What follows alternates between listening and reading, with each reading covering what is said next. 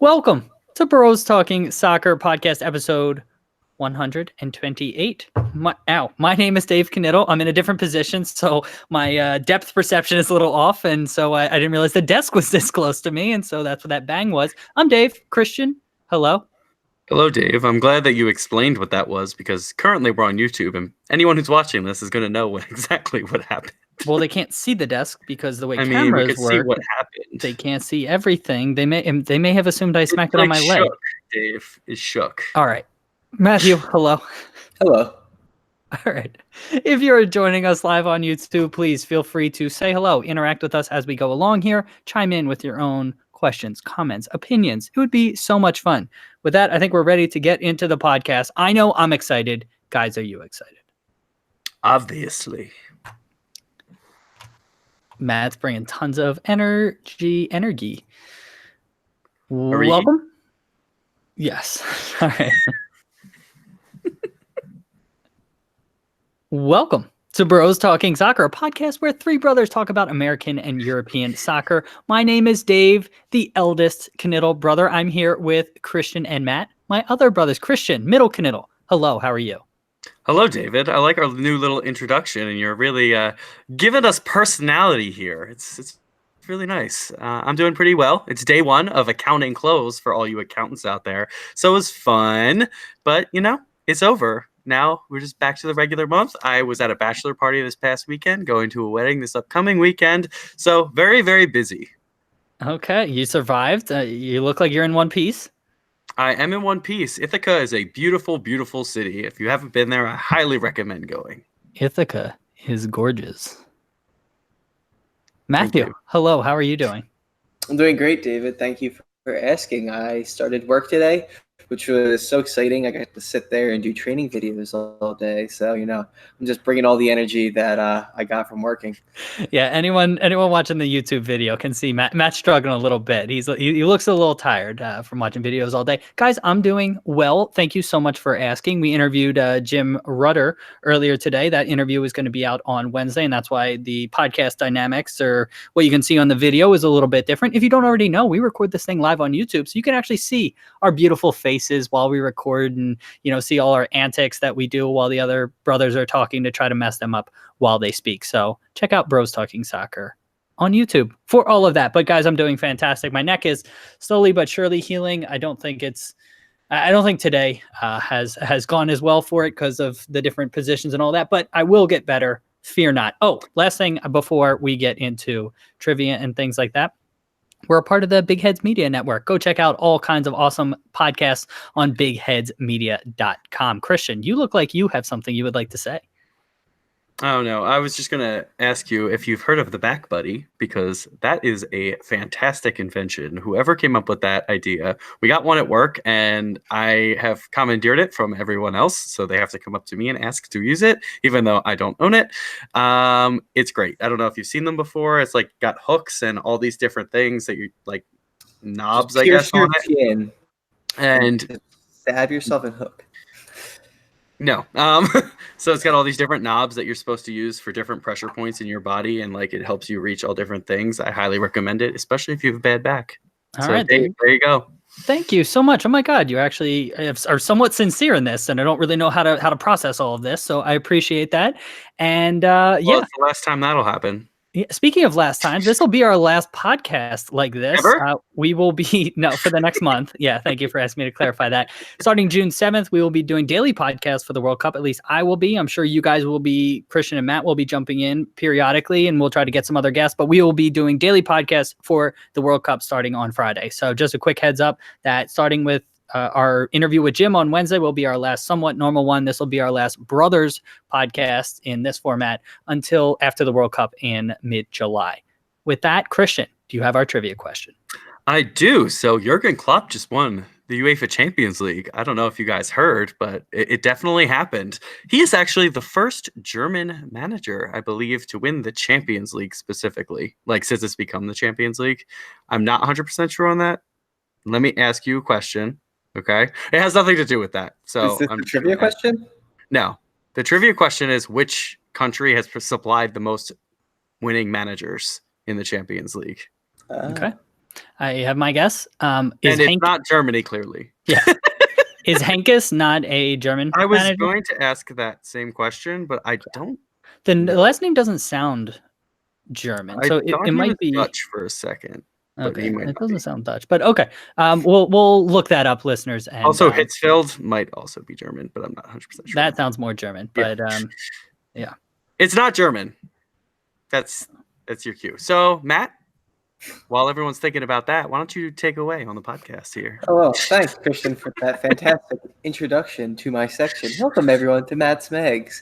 I think I'm going to change things up a little bit in Matt's Megs, where we're talking a little Liverpool, a little Manchester City, and, And things that's it. us brothers like. Things us brothers like. And, today I might throw in a little Messi for Christian. Oh, Just for me? stay tuned. Okay, since Christian's trivia question brought up Jurgen Klopp, I'd like to stay on that topic. So after the Champions League final, Klopp in the media said that Pep Guardiola was the first person that contacted him to congratulate him on his Champions League victory. I didn't do too much research, but I don't think a source would lie about that from the one I saw. So I'm believing the source I saw there.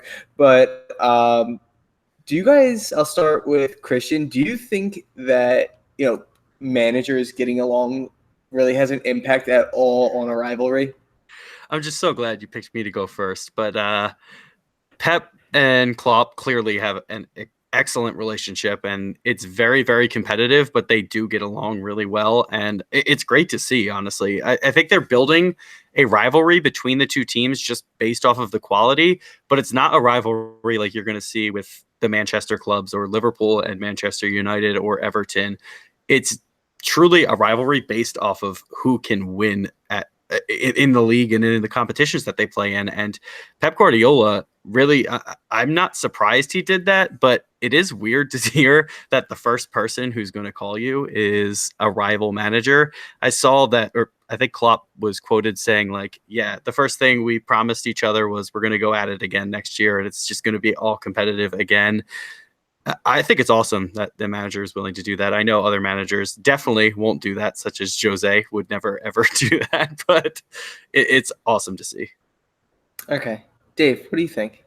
Yeah, I think this is a product of just the modern environment. We see it with players, we see it with managers. I mean, the other piece about this is that managers move very frequently. So I don't know how much a manager really has a responsibility to the club to like play up the rivalries. I don't know. I might be way off base here, but I mean, Klopp's been there for 4 or 5 years. He's clearly ingrained into the Liverpool culture, and Pep is doing the same at City, but they weren't like, it's not like they're locals. It's not like they've been there for 30 years. And so for them, the rivalry obviously means a whole lot, but they have other sort of perspectives on it. So I'm fine with all of this. So that's kind of where I stand on this.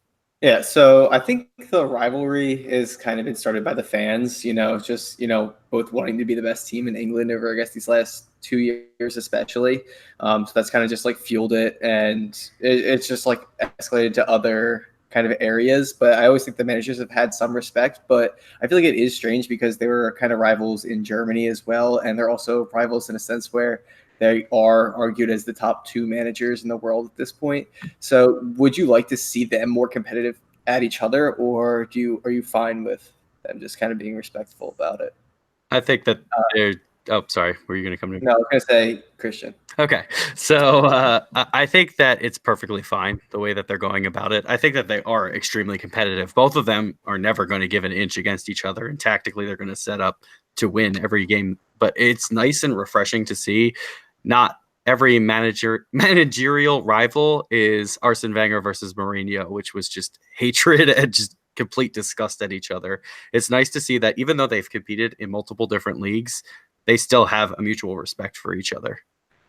Okay, since you brought that up, I did not see they did the Champions League halftime show together. Did that go well? It seemed like it was okay. Okay, so maybe they don't hate each other. Actually, after the game, they were sitting there listening to "You'll Never Walk Alone" being sung by the Liverpool players with the fans, and the cameras were on them, and they were supposed to be talking, and both of them were just facing away, listening to the fans, and like, oh wow, this is really special. And Mourinho was just like, yeah, nothing we say is going to be as important as what's happening out there right now. No. So that was kind of nice to hear as well. All right, Dave, I don't know if you had too much more to add. The only thing I want to say is that I think it also helps that City and Liverpool aren't exactly rivals. I know whatever you want to call it has heated up over the last few years because both have become probably the top 2 teams in England, but it takes years and years, if not decades, to really form a rivalry. So I think it also helps that these aren't traditional rivals. If this was United and Liverpool, it might be a slightly different case. If this was even Liverpool and Everton, which again has a little bit more of a friendly aspect to it, it might be, it might be a bigger deal. But for this, I just have no problems with this. Okay, I think I'm on the same board as same boat as you guys. We're same board. Hey, we could surf together. Board, you know, surfboard. Yeah, exactly. So I don't really have a problem with it. I mean, rivalries are nice and all. It just gets the fans more motivated, but I don't think the managers necessarily need to do it.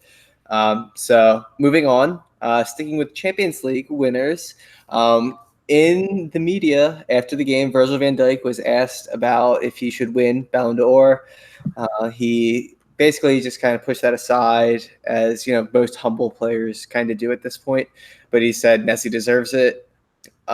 Even though he didn't win the Champions League final, I still think he was the best player in the world for what he did this year. And the problem I have with this is that in the media and on was it June 1st, it seems like the Ballon d'Or was already decided in the media and with everyone. Dave, do you think this award is just pointless at this point goes to the award winners, or do you think it still has some value? Well, I think it depends. It depends on what ultimately is decided, but I'm with you, Matt. It is so frustrating that we're having this conversation in June, halfway through the season, when there should be a whole other half of the year. It's not the season, but it's the season of the award is what I meant to say. And it's frustrating that we're having this conversation now. I think Van Dijk has played exceptionally, but there are months still to be played of soccer. There's matches. So for the Ballon d'Or, does it factor in international play too? It does, yes, right? Absolutely. Yeah. So there's the Copa. Yeah. So Van Dijk is involved in the Nations League and Messi's involved in the Copa America. You still have the first part of next season too. I understand why this conversation is coming up, but it is frustrating that oftentimes it's seen as whoever wins the World Cup or whoever wins the Champions League has to be a player that ultimately wins the Ballon d'Or, because I don't think that should be the case. And so that's where my frustration comes in as well. Having said all of that, Messi is still the best player in the world, and he likely does deserve the Ballon d'Or, but that's a conversation to be had in November or December when we should be having the conversation.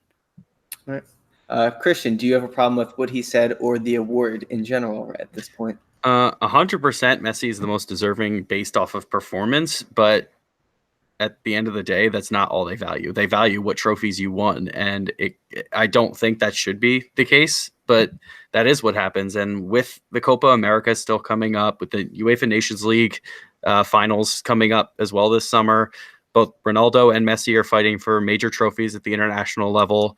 Van Dijk is also in the UEFA Nations League. So it'll be interesting to see what happens with the international competitions and how that factors in.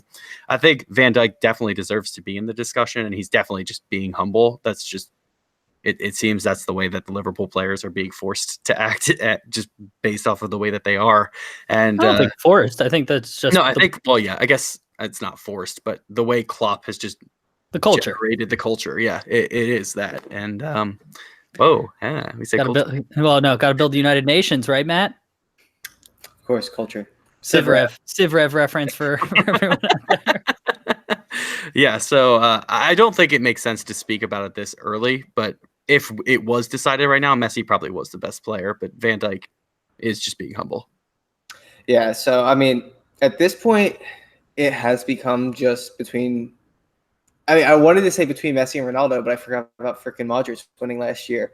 But it has just become about whoever wins that trophy, because it was Madrid or Barcelona winning for, what was it, like 6 of the last 7 years, I want to say, if I'm not mistaken. Well, up until this year, I think it was like 6 of the previous. So I guess like 6 of the last 8. So it seems like whoever won that between those two just got the award, and it just kind of annoyed me that the Ballon d'Or used to be like, not every year is between two people or just the winners, and it's just kind of frustrating to see that it's being so heavily favored. It's funny because since we've really become fans, that's all we've ever known, really. So Yeah. it's I funny mean, to think about, okay, I wonder what it's going to be like when that's not the case. yeah. So like when I started watching soccer, it was like Ronaldinho was like the best player freaking ever from what I saw, and it was like there was no way someone was better because I was so early watching, and it was like so like his domination or his dominance was seemed like forever, and it just doesn't seem like anything now. Do you guys have any Dave? You wanted to say something before I started talking. Well, no, I wanted to say, I mean, there's a reason that Messi and Ronaldo have won for so long. It's not just like they're defaulting, voters are defaulting. I think arguably over the last maybe 2 or 3 years that's been the case, but Messi and Ronaldo have deserved to be the only players kind of winning the Ballon d'Or over the bulk of this time. And I agree, Matt, it is odd when you look at it from a historical perspective. This hasn't ever happened before, but I don't think that should be taken away from Messi or Ronaldo because they ultimately have earned everything that they've gotten at this point. Right. That was what I wanted to say. I see your point. Anything else you guys want to add on this? Oh, do you think, in terms of the Ballon d'Or, do you think that it should be determined based off of how well you do with your team or individual performance? If you had to make a decision right now, one or the other, which one do you think is most valuable? Individual performance. Individual. It's the best. Okay. Player. Yeah, it's an individual award. It doesn't seem like it is that way, but I agree. That's what it should be. We got to get some votes, Hey. Yeah, why don't we get votes? Yeah, what the hell? Hey, France football. Yeah, France football, give us some votes. Speaking of France football, I can't wait to beat your ass at the US U20s. Oh, hey, preview Dave's domestic dive. All right, anything else you guys want to add? No, I'm good.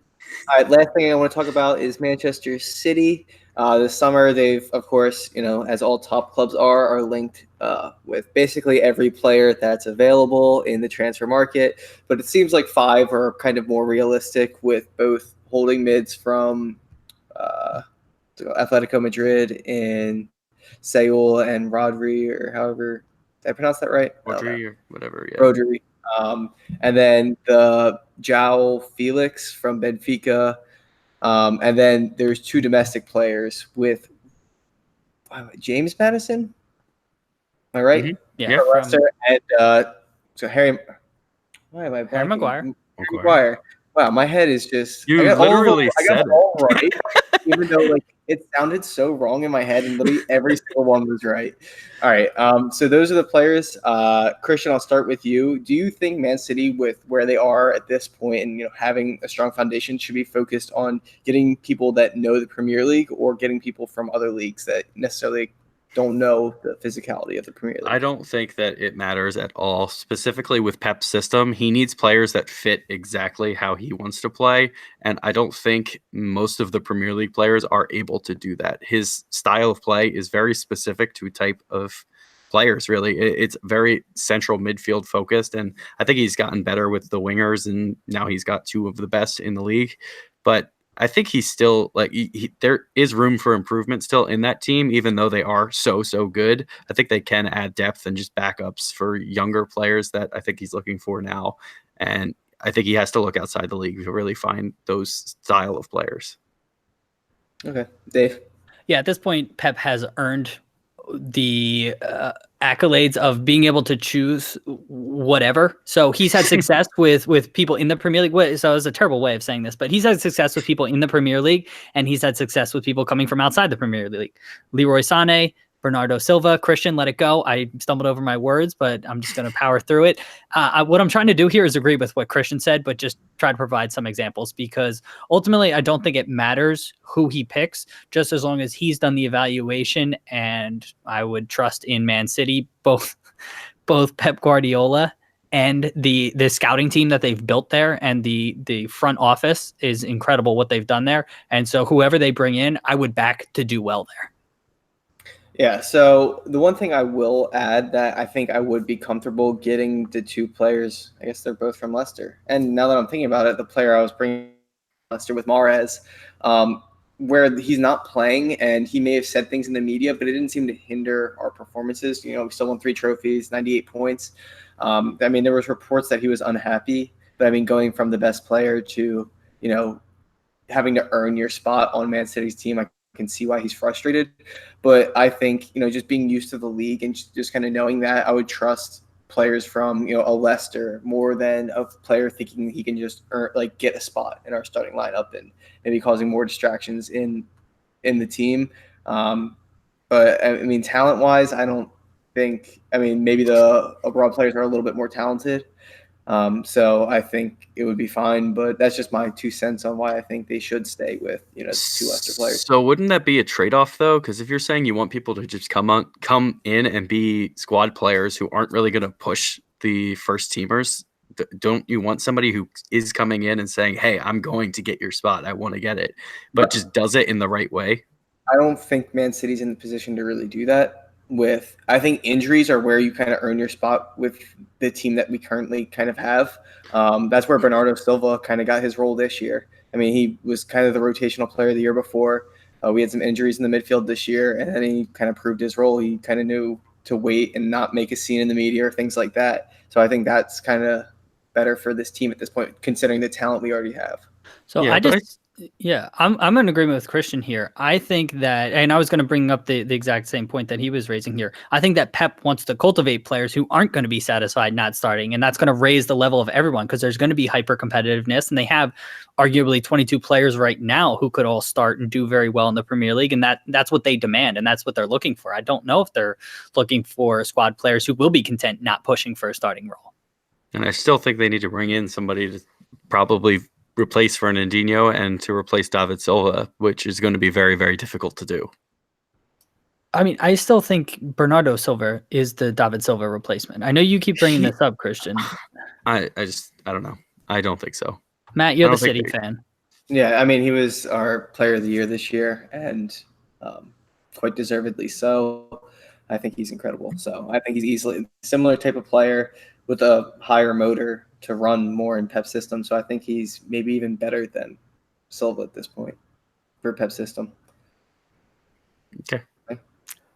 I trust him. Yeah. So before we move, I want to say is Gundogan didn't really play. I know he got hurt his first year, but he didn't really play. Then Fernandinho went out, and that's kind of how he established his role in the team. So I think I don't want people disrupting in the first year, and I think that's what the Leicester players would bring. Yeah, but I think you can be professional about, but still be unhappy, right? And so it's one thing to throw hissy fits and be a problem in training, and it's another thing to just be upset that you're not starting, but not cause problems and, still just work hard and push. Look at players like, I only know from what I watch is Liverpool and Mignolet and Sturridge aren't happy being on the bench, but they're not causing problems in the dressing room either. I feel like that's the type of player you want. Probably better than those two, but I think those are the exact type of players who are going to come in and try and be those maybe 12th or 13th guy that's fighting to steal one of those top 11 spots. All right. Fair points, everyone. Thank you. Right. Anything else you guys want to add? No, I'm good. Yeah. I just want to tell Dave next time when he disagrees with me, he can just say, "Oh, Christian got it," and just stop talking. No, people need to hear my voice. The last thing I will say, since we're still talking about Man City, is that Dave adjusted his camera to where his body now blocks the Man City scarf behind him, and it's quite frustrating. And the West Brom scarf is much more noticeable now. Right on display. Yeah, really grinding my gears. All right, I think that's going to wrap up Matt's Megs. Thanks for listening. A little bit of music, and we'll be right back. Just excellent stuff, guys. That was very good. I'm not going to lie. Yeah. I thought that went very well. That was good. We got a couple people here on YouTube. Hello. Thank you for joining us. Say hello. Interact with us. Drew, what's up? Coming to us live from China. Drew? Yeah, Drew. Different Drew. So not Drew Deal. Drew Pels. The power, the passion, the tone can't be matched.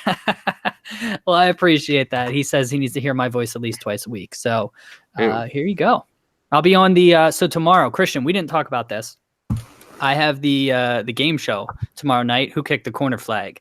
I know you are game show dude, but I feel like you have soccer, right?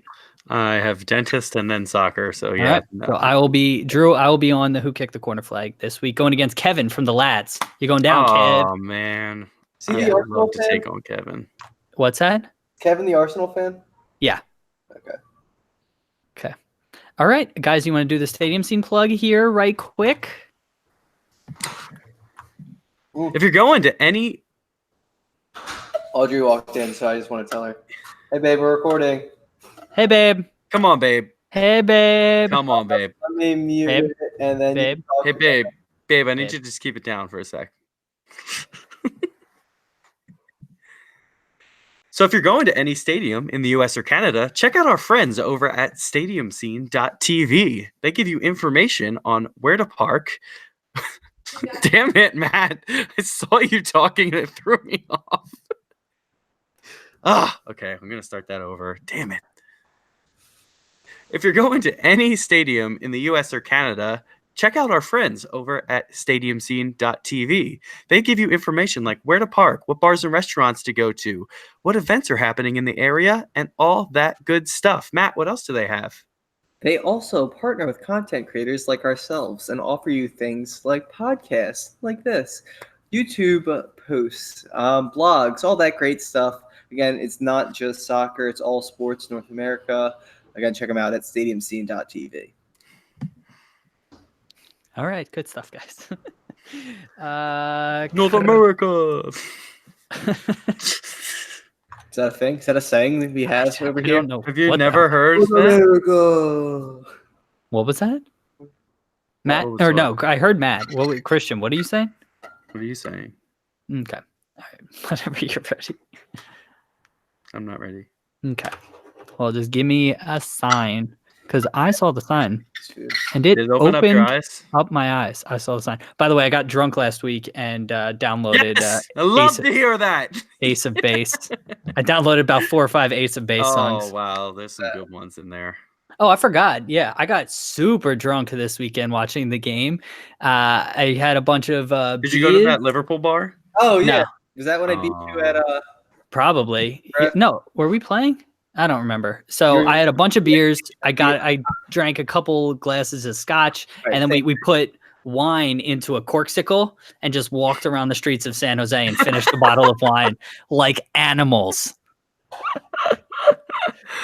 Yes. Yes. Yes. So I was feeling pretty good Saturday night. Luckily, I love this. I finished drinking at like, I don't know, 7 o'clock because I was day drinking and then woke up, no hangover whatsoever. It's the perfect day. Get hammered, sweat it out, and just, or whatever. I don't know, sweat or just, I guess, just sit it out. So, I didn't really do anything. Proud of you, Dave. Yeah. Okay. Proud of you. Yeah. What? What did you say? Synthesize it out. Yeah. Photosynthesize it out, I think is what he said. I see. I didn't get that. Photosynthesize. I thought he said exercise it out, and I was like, "What is this? Yeah. An exercise that people do?" Yep. It's the chest. It's a chest pat. The bazoombas. It's the chest. Oh, people that are not watching YouTube, you guys are missing out. Taken. Was there any drunk karaoke? No, there was no drunk karaoke. Well, there may have been drunk karaoke, but just in my apartment by myself with my wife. Yeah, actually, there was a ton of karaoke. Definitely when you saw the signs. Oh yeah, it opened up my eyes. All right. Hey everybody, welcome back from that little musical break. We are now in Christian's Corner and we're going to have some fun. So Dave, I'm going to start with you today. I know it's a shocker here, but it's been a long time since we really heard your voice first. So I'll give you that opportunity this time around. Thank you.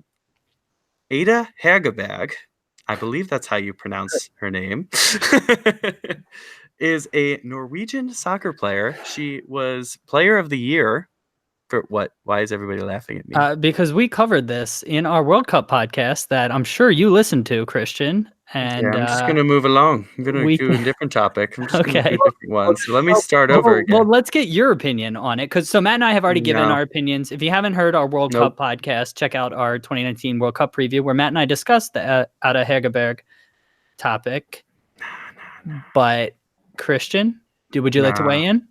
Nope. Okay. All right. So, okay. I mean, I think it's sad, and I think I respect her for doing what she's doing, but I wish that she didn't have to do that. And I think that there's other ways to go about making your voice heard than actually sitting out and wasting prime years where she's one of the best in the world. So what Matt and I are still somewhat unclear on in the whole situation is why is she sitting out? So Norway's FA has come out and are paying the female and men's players the same wages.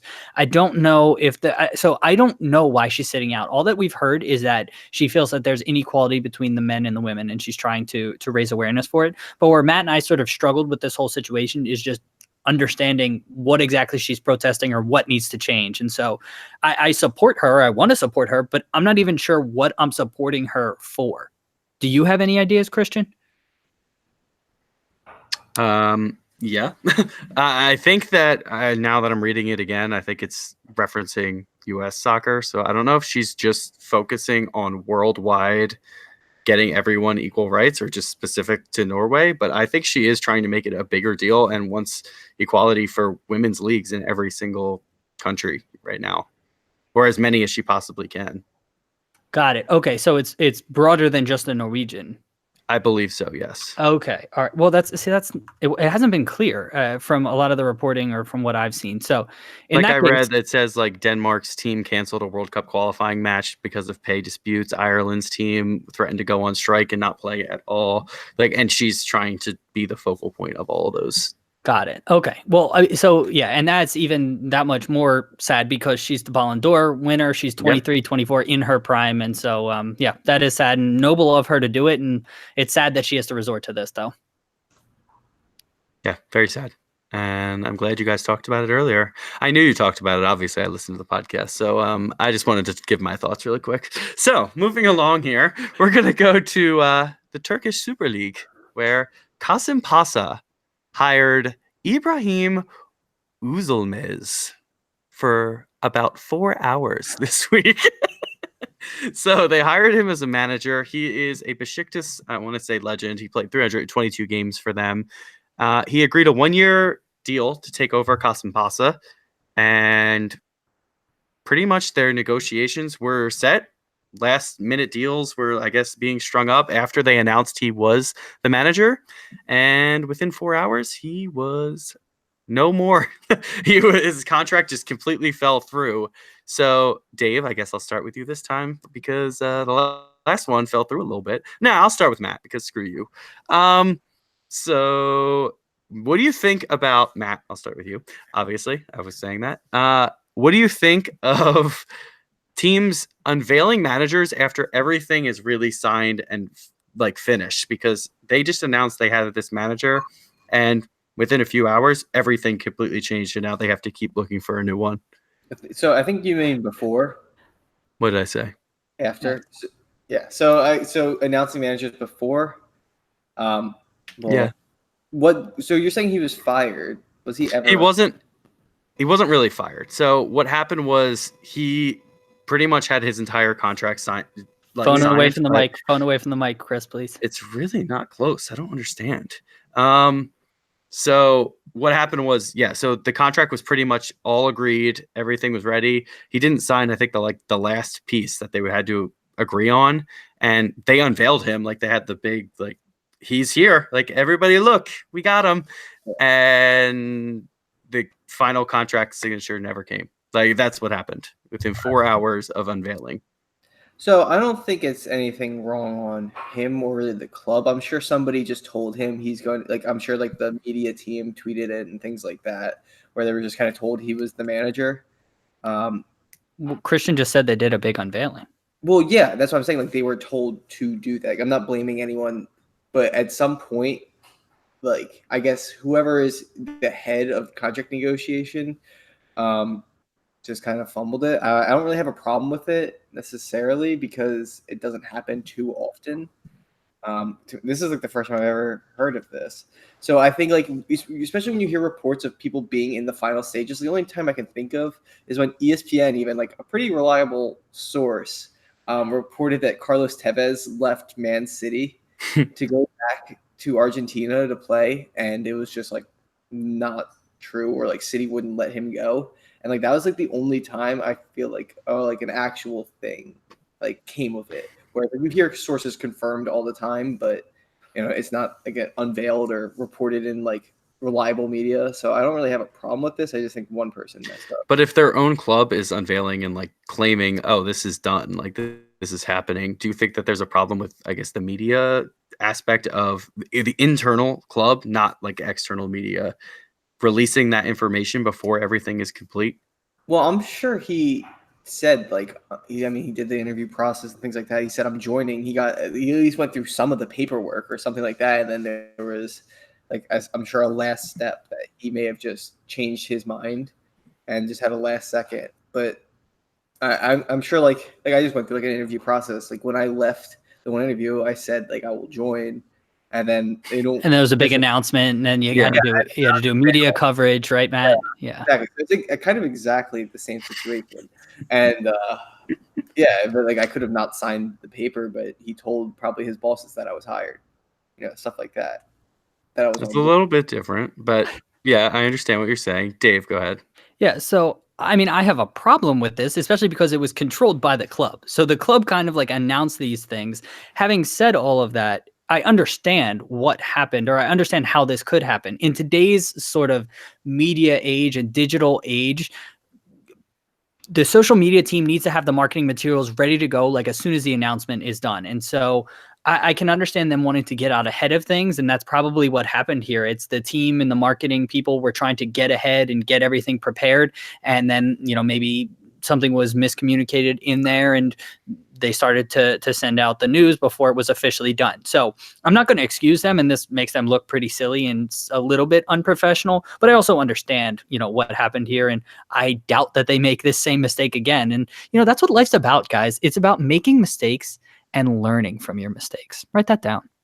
Yeah, so apparently last year, just to give you a I don't even know how to describe this, but so this club, Kasimpasa, apparently is known for doing this type of thing with their managers and having unconventional. Okay, well then I take back what I said. Yeah, I know, before. but apparently they fired their manager last summer. His name is Odez. And then 4 days later, rehired him, citing they have a new manager, which I find to be hilarious. And then was sacked 7 games into the season. So, like, I think that they're a little bit of a disaster in their management, kind of like Chelsea. Haha, gotcha. So, yeah, any thoughts? Okay. On well, them running the club a little bit more like that. Yeah. Well, knowing that now, then yeah, this makes them look very unprofessional. And so I take back what I said. Maybe if this was a more professional team and this happened, it would be more excusable. But the fact that they have a track record of doing things like this, not a great sign. Kasimpasa, get your act together. I will say, since Christian brought it up, it seems like Kasimpasa and Chelsea are also very interesting teams to follow. I have been. So I will defend them in that case.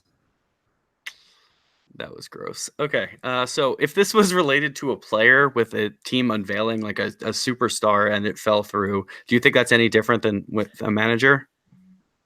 If it's a superstar, yes. Like if you're talking about Messi or Ronaldo or someone like that, or Hazard, yeah, I think this is unprofessional either way any way you look at it. But obviously the issue gets magnified if it's a star player, if it's a star manager, the higher profile player or manager, the higher profile idiot they look like.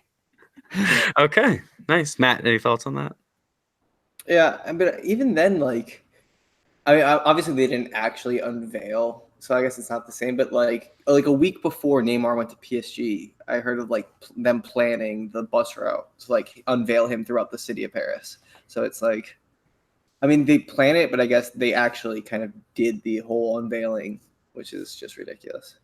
Yeah, that's the part that gets to me is they really released like, oh, this is happening, and apparently they've made this mistake before in a little bit different ways, but yeah, they have interesting circumstances with their managers, and I think they need to be a little bit more professional and figure out what their shit is doing. So, anything else you want to add on this topic before we move on? Nope, no. I'm good. Speaking of Chelsea, let's move on to them. So, their player who looks like he'll be former player Eden Hazard seems to be out the door already before any agreement has been struck, at least not publicly. He said in the media, I hope to play against Chelsea and Lille next season in the Champions League. Okay, well, you play for Chelsea, so that's an interesting thing to say. Dave, since I started with Matt last time, go ahead and give your thoughts on Eden Hazard's comments here. Well, I think they're a little bit premature. Who was it? I know Odom Wingy is one of the funniest examples of him like showing up to a training ground and like a transfer not falling through. But I feel like, was it Mahrez? Yeah, Mahrez 2 years ago wrote this message at the end of the Leicester season, basically saying goodbye. And then a transfer never came to fruition. He thought he was moving to Man City, and then he moved like the next transfer window or in the, the following season, if I remember correctly. I remember that.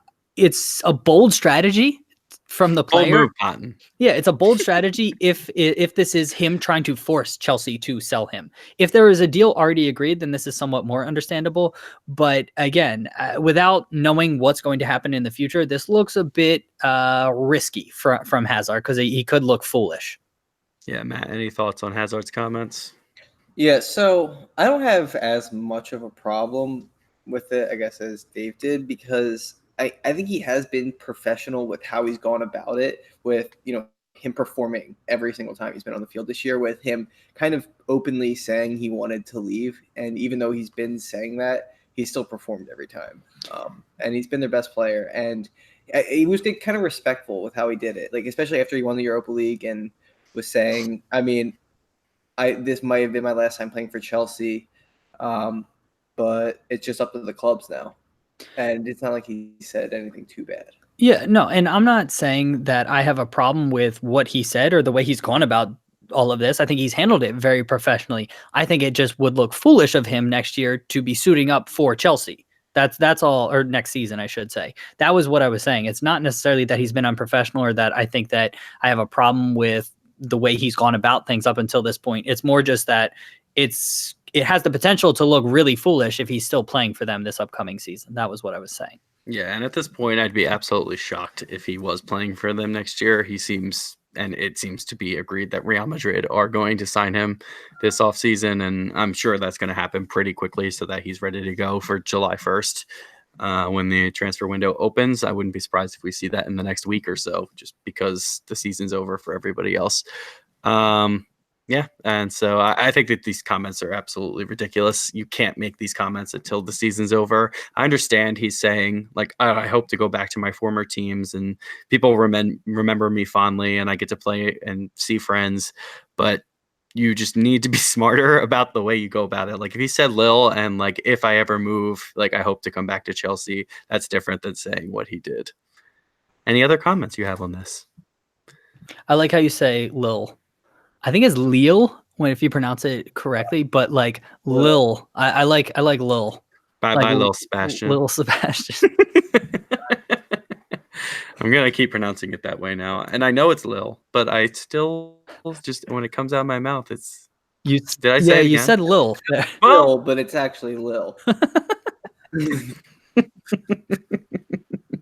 I just watched Parks and Rec so much.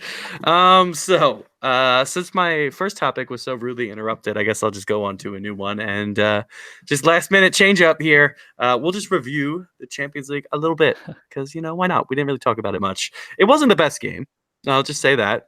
Liverpool won 2-0 over Tottenham. Goals very early and very late in the game, but not much happening in between there. Matt, what were your thoughts of the game overall? Yeah, it was a little bit upsetting because it was probably the best Champions League, knockout stage I've ever seen, from round of 16 up until the final. And then, we got to the final and it was just not exciting in the slightest. So that's pretty much my only thought of it. Yeah. Okay. Dave, what are your thoughts on the final? Yeah, I think the early goal had a big role in that because Liverpool just didn't have to really press after that. And they more or less just set up a defensive system to make the game ugly, in my opinion, and had no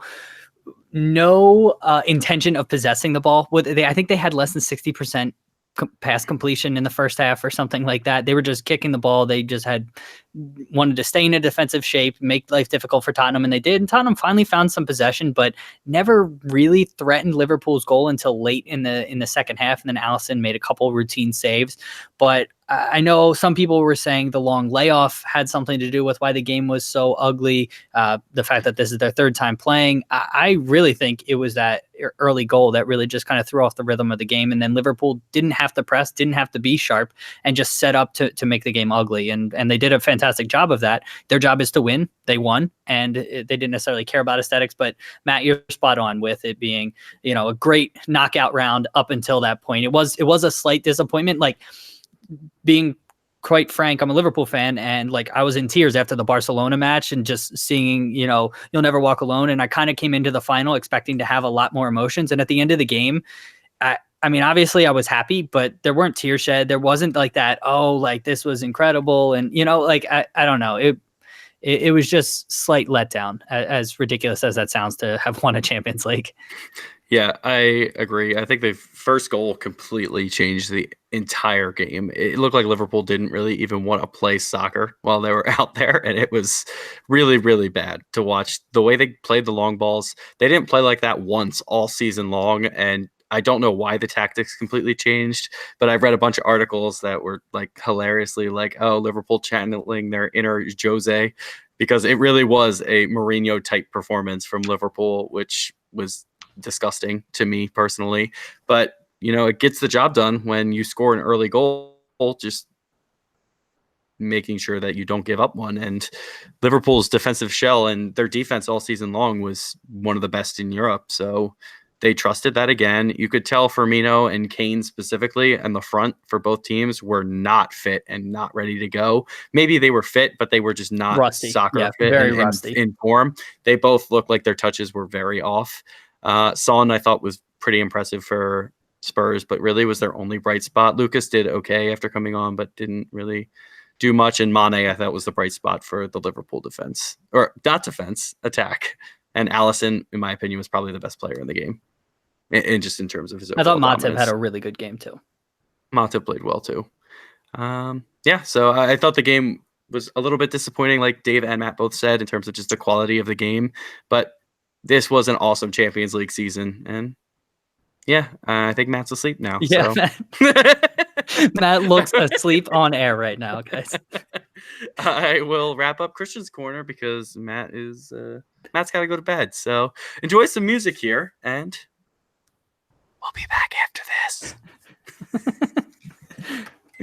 All right. Anyone who's watching live on YouTube, we are going to be inserting an ad for a Big Heads Media podcast in here. Big head.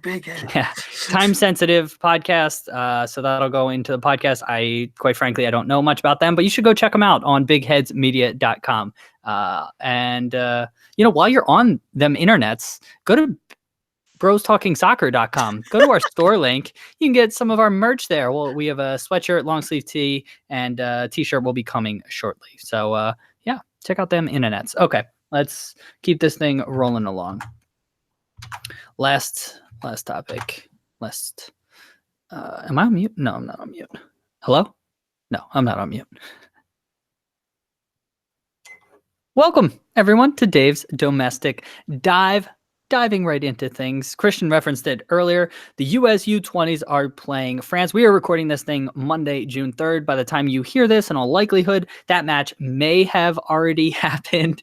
And that is on Tuesday, June 4th at 11:30 a.m. Eastern Standard Time. Matt is trying to distract me and mess me up here as I talk. But guys, U.S. qualifying for the knockout rounds. They got through a group after losing their opening round match to Ukraine, who has gone on, and they won, I think, 4-1 over Panama today. So they're on to the quarterfinals. U.S. didn't have the most convincing performance against Qatar. I'm not sure if you guys saw, but what are your thoughts on the U.S. in the group stage? What are you expecting out of this France game? Will it still be successful if they don't get through? Matt, what do you think about all of that? Yeah, so the first two games, we looked incredible in the first half. And then I don't know what happens in the second half. We usually just lose our way. The first two games. Some might say we lose our way. So the first two games in the first half, we knocked the ball like extremely well, and it's honestly the most attractive American soccer I've probably ever seen in the style they've brought. And then second half, it kind of got a little bit sloppier, and we were kind of forcing things a little bit too often, not playing simple. The last game, I only got to see maybe like 30 minutes of it when it was 0-0, but it was not something like we weren't dominating in the slightest. It wasn't attractive. Weah's goal I did see was very nice, but it came off, just the ball bouncing around. So I still have a lot of faith in this team. I think we can get a result against. All right, we're talking about the group stage, but I still have a lot of faith in this team and think we can go farther. Okay, well, we can talk about the knockouts, but Christian, your thoughts on the group stage at this point? I thought the group stage probably ended up being what I hoped for. Probably 6 points is what you're looking for out of that group just to advance. Playing France is not what you want for getting out of your group, but you never know. Soccer is an interesting sport where you don't know what's going to happen on any given day. And if we set up a good defensive shell, you don't know what can happen on the counterattack. I think we have a couple of good counterattacking players who can really strike when no one's expecting it. And that's what we're going to need to do. I think France is a very talented squad, obviously, but you never know what's going to happen. And the group stage was, for as bad as it started, it ended up being a great performance to get out of the hole that they put themselves in. And even against Qatar, however we want to pronounce that, because I don't actually know. I think it's Qatar, right? I have no idea. I say it different each time just to cover my base. Okay. Even in that game, it was pretty sloppy. Nothing really looked entertaining about that game, except for the moment of quality, and the nutmeg and great finish from Timmy Weah was all that it needed to be. Yeah, Matthew. So just replying to Christian and saying like we kind of have to shell up against France, I don't think we necessarily do. I mean, obviously against the first team, they have a lot more talent. But from what I've seen, I mean, Tim Weah has been the best player on the field every game with how direct he is. I feel like just like you can tell the talent. I do not think so. I do not think he's played particularly well this entire tournament. I know you're a big Weah fan. I'm just not seeing the same thing. I see like when he's so direct and like you can tell he's like much faster and just knows where to be. I think it's just a little bit better than everyone else. And I think when he does do like the 1-2 touches, it's just like so much cleaner than a lot of like the other players that I've seen.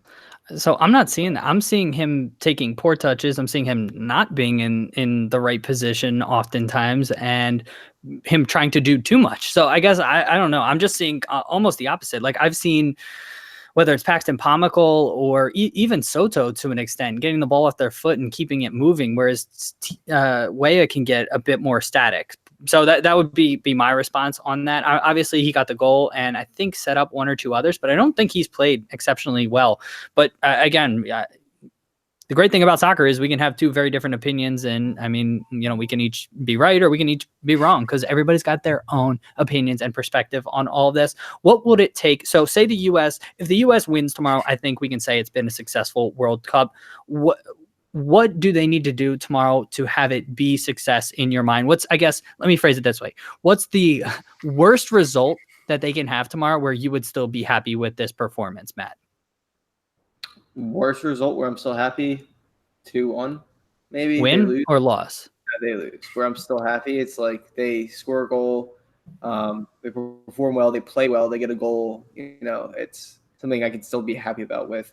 The first game we lost because set plays and just kind of mistakes, long balls, and they were just more physical. But other than that, we played well, and if we hang in there with France, I'll be happy. Christian, same question to you. The worst possible result, I think, is making it at least to extra time in this game would be an acceptable result. I think just showing that we could compete with an elite soccer program that's really all that I'm looking for out of this match. Yeah, and for me, I think it's as long as we keep it within 2 goals and play well, whether it's pockets of play where we maybe dominate a phase of the game through possession offensively would be really interesting, and I could consider that a success. Obviously, a draw, pushing to extra time, penalties, and/or advancing out of this would be a huge success. But as long as we keep it within 2 goals, don't get blown out, and have periods where we play well with the ball at our feet, I would consider this oh man, a success. Christian, anything else you want to add? No. What's your next topic before we move on? Because I did want to address something in the U20 or World Cup. Okay, nope, you go. Okay, so did you guys see the Norwegian guy? Yeah, Scored 9 goals in a 12-0 win. Yeah, Matt. First of all, Honduras, you gotta be ashamed of what the hell you just put out on that field, because that's unacceptable in any match in the world. But that is amazing to score 9 goals in a single match. I don't care where you're playing and what level. That is insane. It's going to be some kind of a record. Matthew, anything else you would like to say on the U20 World Cup? No, I don't think so. Do you want to? Wasn't that Norway's only though too? Didn't they only get 3 points? Yeah, that was their only win. I don't think they got out of their group. Yikes. Wow. Okay, was that all? That was another one of our situations we talked about in the past, Matt, where you ask a question. I think that there's going to be something followed up by you when that you just wanted the answer to the question. Well, I mean, the question, just explains itself. As you go further, it's like they didn't even go through and they still won 12-0. You know what I mean? Okay, yeah, that is fantastic. That's what you should have said. You can't just assume people know what you're thinking. Contact clues, Dave. Come on. Well, let's move on. Switching gears, talking about the U.S. Soccer Hall of Fame. So these are players starting their career at the U20 World Cup. Let's move to players who have moved past their career.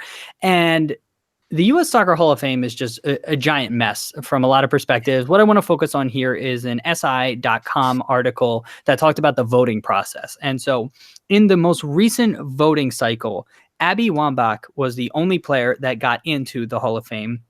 She received 80.9% of the vote. She is the U.S. women's national team's all-time record goal scorer, was a 14-year pro, had a fantastic career, and she only received 81% of the vote. Steve Cherundolo received less than the required amount. Cherundolo. Carlos Bocanegra received less than the amount. Jaime Moreno can't get above 40%. He's an MLS legend. And just to be clear, this is the U.S. Soccer Hall of Fame for all players, people that affect the game in this country. So it factors in national team, it factors in MLS, it factors in just soccer in a lot of different ways. So I think, Christian, you're up first here. I mean, let's start with the Wambach thing. What do you make of her only getting 81% of the vote? What do you think about that? Okay, so when you first said this, I thought that the way the voting worked is like, oh, everyone votes on this pool of players, and 81% of people voted for her over somebody else. No, so wait, hold on. That's a good clarity. So the voters have the ability to vote for 10, I believe, candidates. And they don't have to vote for 10, but 10 is the max that they can get. So she is somewhat competing with the other people. But thank you for asking me to clarify that. Yeah, because that's ridiculous. If you have 10 votes that you can cast, I don't know how she wasn't 100% of the votes. She is the all-time leading goal scorer, scored incredibly important goals for the U.S. in Women's World Cups. She was immense for that program, and she was a leader on the field for the team, for the country, and really brought in this next wave of making the U.S. women's national team really in the spotlight in American soccer. So I think I thought she, like 100% of the vote should have been to her. Matt, what do you think about Wambach only getting 81%? Yeah, I think it's sad that she only got 80. It's sad that she only got 81%, but I mean, I don't know, like the reference point they have, how in other sports, it's like the more you're in it, the more likely you're going to get picked. So maybe because she was newly eligible, just like whoever votes on it didn't want newly eligible people just in the first time. Okay. Well, so what do you think about that? What do you think about that?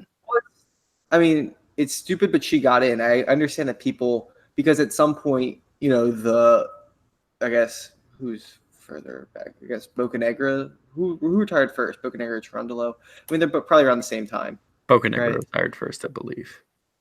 Okay, yeah, but like him, being in it more often, I feel like eventually more voters would be like, all right, I'll give him the vote this time because we've gotten other candidates at this point. So I respect that sort of thinking behind it. I still think she should be in like the 90 whatever percent, because she has a World Cup, she has a gold medal, she's all-time leading scorer. So it seems just like a shoe-in. I don't know how many years of You eligibility said she's been. shoe-in. I mean, she got in though. Yeah, Short. but so obviously she's she's a case that did get in, but there are other players that didn't get in, and then what happens is you have other players that retire. So like Landon Donovan and Clint Dempsey are going to be coming up for voting in the not too distant future. They're going to pull votes away because people should theoretically vote for him or vote for them, and so that's why I don't subscribe to the idea that players need to put in their time on the ballot. If they're deserving, they should be voted in. And so the other thing that I find frustrating about all of this is that the process is very convoluted. We don't know who voted and we don't know who they voted for. And so U.S. soccer, I wanted to highlight this because this really needs to change, and all votes should be public and it should be very clear who voted for whom. Dave, sometimes you got to trust the process. Yeah, Christian, I guess. So I responded to what Matt said about, players needing to spend their time on the ballot. What do you think about that concept? I don't really understand the question. I'm sorry.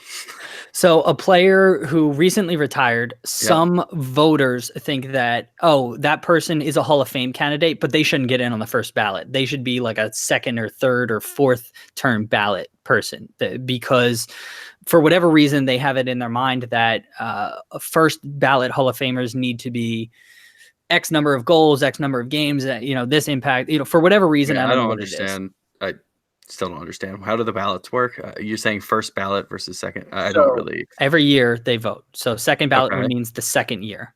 Oh, so, okay. I kind of understand. So every year there's a vote for this. And Yes. Okay. So if there's like 10th ballot, you've been retired for 10 years, kind of. You've been on the kind of ballot deal? for 10 years. I see. Okay. So I don't agree that people should wait. If someone is deserving of being a Hall of Famer, as soon as they appear, that's when they should be voted. And obviously, I agree that Wambach should have been first ballot. I think that Dempsey and Donovan will both be first ballot and should be. There's no reason to wait. I understand they're going to be on it again, and maybe someone might drop off. Is that what the concern is? Yeah, after 10 years, players move from the, I guess, player ballot to non-veteran or to veteran player ballot. Again, this whole process is kind of somewhat convoluted, and so I think they could. I don't think there should ever be a time where someone drops off. Like they should still be an option if people want to come back to it. Yes, there's probably circumstances where someone may completely get not enough votes to ever even be considered. But if someone is getting a significant number of votes and still didn't make it that year, they should still be on the ballot for as long as it's necessary. Yeah, and so like all respect to like someone like Warren Kroval, but the way to get into like I think the voting requirements, it's like I think you need to have played in the US for like something like 6 or 8 years. So like there's a possibility that he would be eligible to be on the ballot because of the requirements that were set. But I don't think that he would be on the ballot for the rest of, however long voting would occur. He was just a name. I thought you were like seriously suggesting he deserved it. And I was like, wait, are you talking about the same Warren? No, I was trying to think of like a journeyman pro see. who has played in the league and so theoretically would have accumulated enough stats to be on the ballot, but you wouldn't necessarily think of as a Hall of Famer. Like Kenny Cooper was another one that the article mentioned that, all due respect to him, he had a very good career, but not necessarily Hall of Fame. Would like Connor Casey be on there?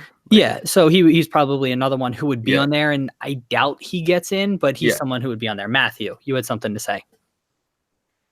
So I think after 10 years with like the voting process, I'm fine with them moving to like a veteran or a different category because whoever's voting on it, a lot changes in 10 years to where your view of them got distorted in like the era they played in. So they might get either like fantasized or exaggerated what they actually were. Fantasized. So Interesting. I think that's so that's why I like the 10 years. All right, interesting. So there's Matt's thoughts on that. Let us know your thoughts at BT Soccer Pod. We would love to hear from you. Let's get to our listener questions. First up comes to us from at Sal says, what? Should MLS teams just send out their B squads against Liga MX in the new tournament? So this is the Leagues Cup that we've referenced in prior podcasts. He then goes on to say, especially if the teams playing are in the playoff race, why risk any type of injury? So this is that tournament that's taking place between 4 MLS teams and 4 Liga MX teams. All matches are in the US. All matches are single elimination. Matthew, what do you think? Should MLS just send out B squads? I think it depends on the money they're giving out for this competition. Obviously, you have to factor that in. But, I mean, especially for the first year, I want to see them give it a try at least. We don't think it's the best idea. I'm pretty sure that's where we all kind of left off with this tournament. Oh, yeah, this is a terrible, terrible idea. Okay, yeah, I was just saying for all of us, but I think they should at least give it a try. Christian, thoughts on B squads? I think that they should definitely play their B squads. There's no reason to risk injury, and these players are already playing a significant number of games during the season. Why is this tournament happening? I will keep coming back to that. Yep. Yeah. 100% agreement. They need to play B or C squads. This is a ridiculous tournament to be happening during the MLS season, during the middle of the summer. I think Houston has something like 15 matches in 40 days during this tournament. And it is just, I don't know what MLS is thinking. Do you guys know how hot it is in freaking Houston? It's ridiculous. I walked across the street and my shirt was like drenched today. Yes. I visited Houston in August a couple of years ago, and it was a terrible, terrible experience. City was nice, but just more from the humidity and hot perspective. It was just, I'm just so sweaty. So yeah, that's what we think about this tournament. Next question is from at Free Kick Pod. With the Union struggling to score as of late, so this came before their 3-goal outburst this weekend. 2 goals. And yada. Do you think they should try and acquire a DP striker this summer? If so, who should they realistically go after, in your opinion, Christian? Oh wow. I'm always going to say yes, I would love to see one. But if I had to pick somebody, I mean, I've said it many times before. I know it's not going to happen. But I know you think I'm going to say Peter Crouch. I feel like you thought that's what I was going to say, but that wasn't. I think Fernando Torres would be amazing. I would love to see him in MLS. I think he can finish, and he would be a perfect addition to that team. But I would prefer probably somebody a little bit younger at the time. I just don't know who that would be right now. Matthew, any thoughts here? So I think they definitely should go after a designated player striker. I mean, we haven't really had the big name in Philadelphia to really draw in the crowd. We had Freddie Adu. Yeah, exactly. We had Freddie Adu, and then when people saw what he was doing, they were like oh, that's Freddie Adu. And it stopped showing up. But the one player I will say we should go after, since Barcelona does not want him, is Antoine Griezmann, who definitely wants to come to the MLS, and Barcelona does not want him. Well, what about Ronaldo? Doesn't he want to come to MLS? Atletico Madrid also seems to be fed up with his antics. So, Antoine, I know you're listening. Chester's a beautiful area. Come visit. No joke. I mean, Suarez is kind of winding down. I mean, do you think that he would realistically, I don't know, maybe this is a Luis 2-year. Suarez? Yeah, Luis Suarez. I don't think he had the greatest year. I could see Griezmann coming in and kind of pushing him out. I don't know. I know this is a huge reach, but I'm just trying to think of a, DP striker in the mold of a kind of an aged out European. What about like someone like Andy Carroll? Didn't he that already? Would be an interesting one. I saw a report that he already re-signed. I thought he left West Ham. Well, he left West Ham. I want to say he re-signed with Newcastle, but I could have that way off. What about like Mitrovic? That's another one that would be very interesting. Yeah. So getting back, I personally would like to see them sign a DP striker and someone in the kind of Joseph Martinez mold, or someone we don't really know about, right? It's gonna break the MLS scoring record. Yeah, no, but I just more mean someone who we don't really know about yet, who's an up and coming player. Maybe he's out of favor somewhere and signing there. The other. No, just go ahead. No, I'm done. No. I don't want to. I don't want to now. I don't want to. Now. Go ahead. What about Brewster, the 17-year-old from Liverpool? What if we All brought right. him in for a little bit? There you go. Okay. Thank you for that. The other thing that I don't think they need a DP person in this position, but right back really needs to be upgraded. I love Ray Gaddis. He's been a fantastic servant, but he just leaves so much to be desired on the offensive side of things. And I know he's pushing a little bit more to score goals, but I think that teams are starting to really sit back off of him and just try to say, all right, Ray, try to beat us. And I think that's going to be an area of concern. So I think they can upgrade at right back as well. Next question. Wow, Dave, you only gave him 5 days since he almost scored goal of the season. Next question is from @SoccerNoobUSA. So he said FA Cups, especially ones that run during the league seasons, why? So Matt, more or less, why do cups in soccer run kind of concurrently while the regular season is happening? Do you like that? What do you think? Well, I never really thought about that, but it's actually a good question. Usually his questions are a little bit far-fetched. This is a great question. Wow, good job. So I think just because of the off season, you can't really do that, and it's just a full year tournament, and the time these trophies are in one season, so just having more things to win is kind of why they do it. But it would be kind of interesting to have like a summer tournament. But then again, that's what international play is. But then there's only a certain number of players that can get to that level. Well, it would either be that or they would just compress the regular season. So instead of having off weekends or midweek matches where there were cups, it would just be, say it would end in March and then all of April would be a cup competition. So it's kind of like March Madness or April Showers. Craziness. I don't know. Yeah, April. There you go. There you go. Christian, what are your thoughts on this? I think that it should always remain this way. I like that the games are in the middle of the week. I think it gives teams opportunities to rest some of their star players and give opportunities to younger players who can prove themselves and then try and get into the first team for league matches or for Champions League matches. I think it makes sense the way that it's set up right now. I think it is set up almost for that way to get English players, like young English players, through the system more. That's a really good point. Excellent stuff, Christian. Well thought. Just a fantastic answer. Dave, I only had like a minute to think about it before it got to me too. I'm just really good at this. Because you prepared for this. I mean, the question was there for days. I assume you've been researching it and just thinking it over, contemplating it. Yeah. All right. Last question, or it's not even much of a question. So our friend Henry at Artful Dodger said he went on a limb and he called a Salah brace in the Champions League final, and also said Trent Alexander-Arnold was the best right back of all time in England. Oh, so yeah, a little bit, yeah, a little bit bold there. Henry, Salah did get a goal, so you were close on that prediction. Trent Alexander-Arnold is still very much TBD. Christian, any thoughts here?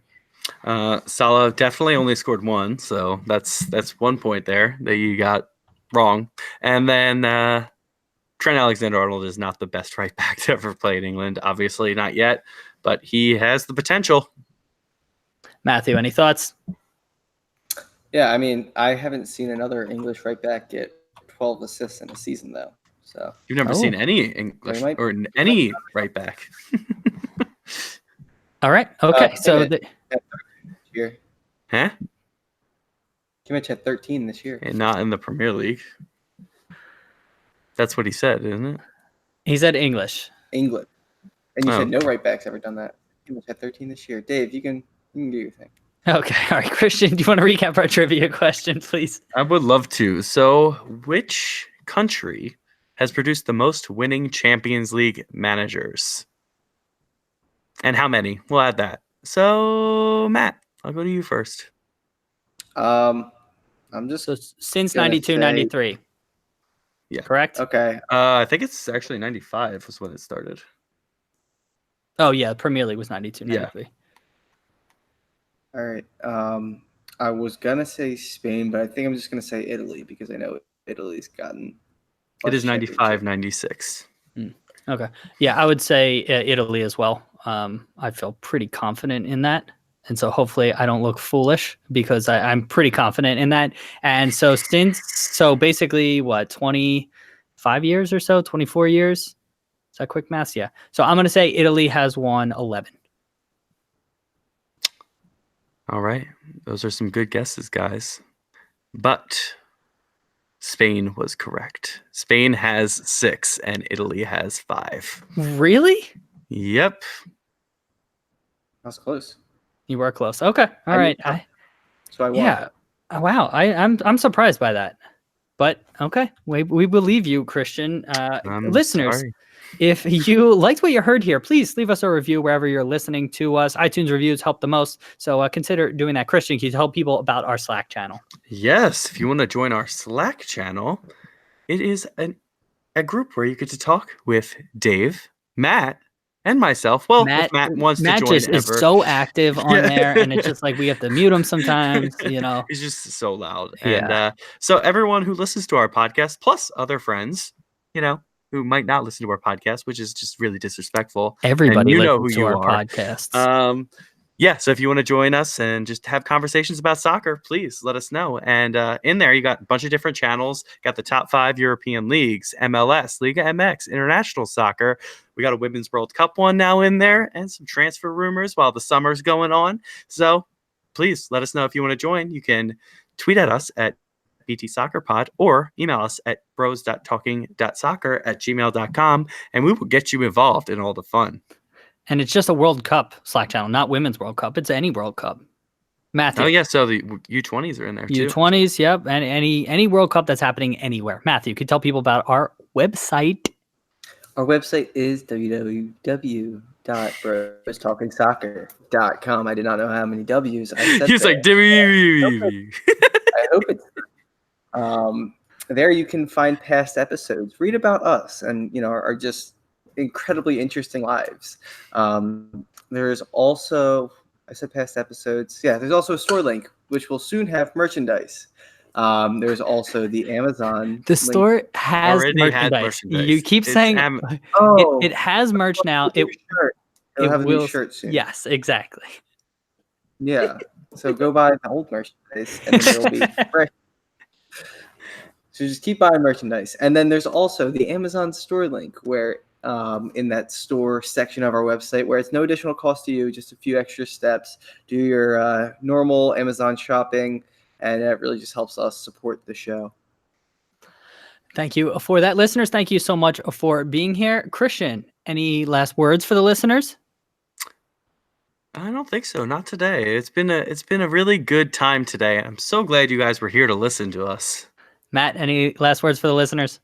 Yeah, Christian said no and then continued to have last words.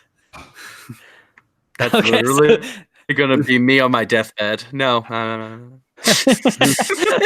Listeners, we thank you so much for being here, and we'll be back with an interview episode on Wednesday, and then World Cup starts Friday. Get excited. We will be doing daily episodes again. I am pumped. You should be pumped, and we'll talk to you soon. See you, everybody. Have a great week. Yes. Good stuff, guys. Oh, let's go. Yeah, let's go. I'm starving. YouTube viewers, you're getting additional content here. You're about to see our ad live recorded. Yeah, we're going to be doing it multiple times. I'm pretty confident of that. I'm freaking nailing this the first time. I'm so fucking hungry. My name is Dave Knittel. I'm Christian Knittel. And my name is Matthew Knittel. We are the 3 hosts of the Bros Talking Soccer podcast. You may have noticed that we all have the same last name. Well, that's because we are brothers. Bros Talking Soccer. Get it? On Bros Talking Soccer, we talk about what's happening in American and European soccer.